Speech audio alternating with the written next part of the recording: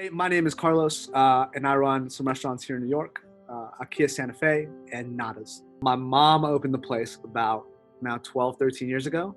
Um, the restaurant had always been struggling throughout my life since she opened it. It had always been struggling, but it wasn't because of the food. It was because of a lot of other aspects.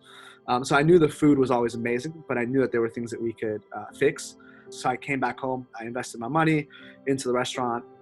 And then 4 years later now, we've been able to grow. It's more about the people. Like, we just love people.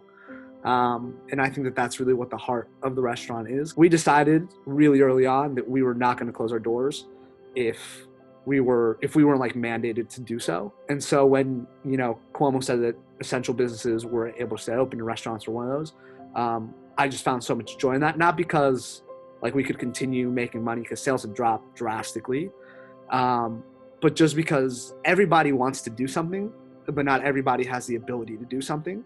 And so if we have the ability to do something, I think it's our time to do something. We're literally just making box lunches for these hospital workers, and we call the hospitals, we coordinate with them, and then we just bring hundreds of meals for their staff. And every time that we've delivered, which has been 3 times now, where we've done over, I think, close to 650 meals so far in the past week and a half. And we're gonna do thousands more in the next couple weeks. Every time somebody has called us and been like, you don't understand like how much this continues to power us to risk our lives. And to see that people out there are still caring so deeply for us means a lot. But being able to just see how the community has rallied around us, see how different people from completely different walks of life have donated money, how different corporations and different like corporate clients that we have donated, and of course being able to partner with C3 and with the church. And that just brings me so much joy.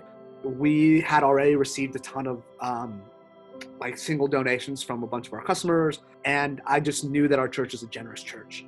Our mission is Jesus, our mission is the city, our mission is loving people, and I knew that if there was a tangible way to help people, that Pastor Josh and Georgie might consider it. The crazy part to me when I was talking to him was he just said, hey, I want to just fill a need.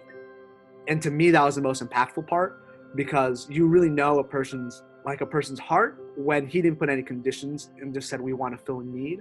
It really just made me so happy to see that our church was practically doing something. It was just, we want to love these people because we love the city, and because this city is where we are. There's a truth and there's a reality, and the reality that we're seeing right now is that obviously things are not how they used to be, and this is shifting a lot of how we have to behave as businesses, how we have to behave as far as marketing, how we have to behave as far as connecting to people.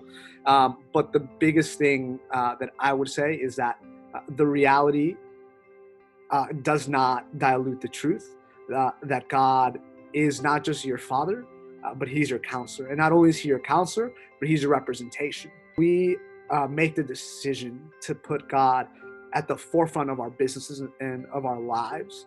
He's not a man that's going to repent on what he says, or that's going to go back on his word. And so if God has spoken a word that he will provide, just believe that he will see you through this time, because there is a light at the end of the tunnel. Like this will be over. But we just have to stay faithful and prayerful in what's going on. It's a dark time. People are being hurt.